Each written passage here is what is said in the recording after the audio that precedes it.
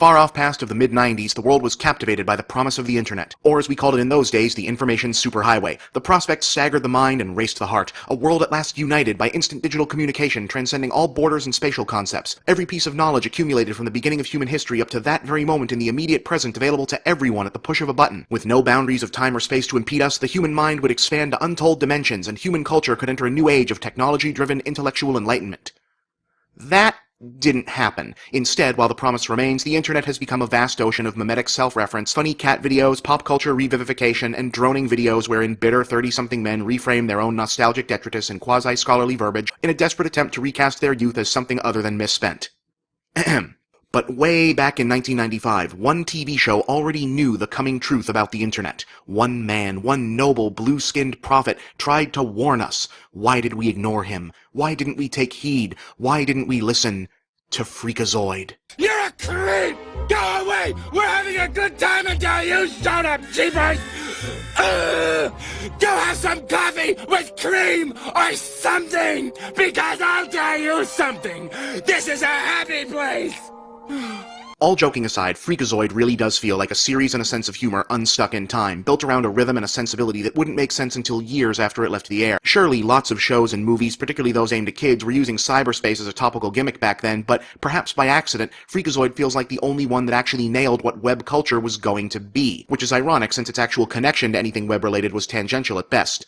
Oh, wait a minute. Have some of you not heard of FREAKAZOID? Well then.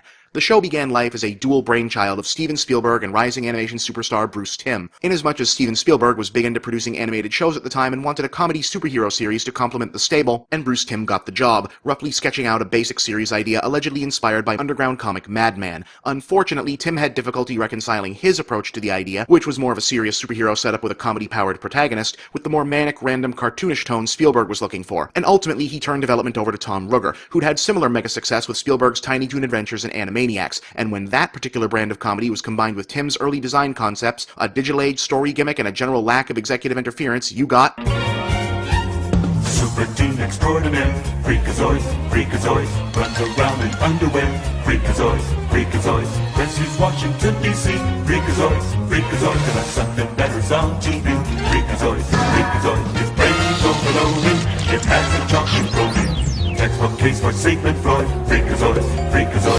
Yes, the whole show is just about as random as its theme song, which also laid out the main character's perfunctory backstory. Check out Dexter Douglas, your computer ace. When surfing on the internet, then was after cyberspace. He turned into the FREAKAZOID, who's strong as a freak. He drives the villains crazy, cause he's a lunatic. And yeah, that's where the ahead of its time part kicked in. Our hero has downloaded the entire internet into his brain, and instead of turning him into an all-knowing transcendent godchild, he's become an unstable, hysterical force of nature, powered by slapstick, randomness, and an endless melange of pop culture references. He's an anthropomorphic fusion of 4chan, TV tropes, and Icon Has Cheeseburger years before any of those things existed. And he was awesome. Pull the string! In my opinion, FREAKAZOID is one of the funniest and most anarchic things that was ever on TV, animated or otherwise. Whereas cartoons of the 80s had been largely formalized around corporate commercialism, while 90s cartoons had been largely formalized around socially responsible proselytizing, FREAKAZOID was something new, with an energy that felt like it was self-parody of something that had never existed in the first place, which it basically was. To illustrate what I mean, here's a scene, edited for time somewhat, from the pilot where FREAKAZOID defeats the surprisingly erudite villain Cave Guy.